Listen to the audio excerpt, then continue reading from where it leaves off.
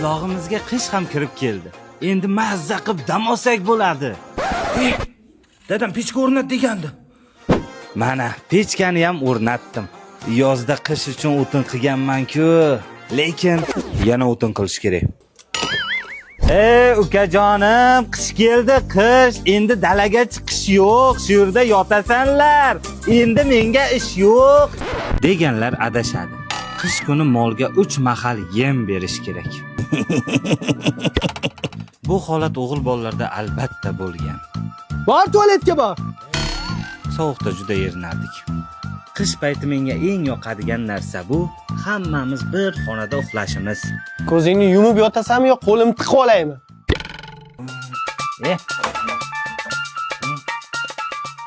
Aya, bittagina kompot ichaylik. Yo'q, yangi yilda mehmonlar kelsa, mehmonlar bilan ichamiz. Yo'q, 63 ta kompot ichmaymiz-ku. Yo'q. Eng alamlisi hamma mevani o'zim terganman. Pechkaga olov yoqish juda qiyin, ammo to'g'ri, men aytgan usul pechkani tez yoqadi, lekin ehtiyot bo'lish kerak. Ay, achyapti.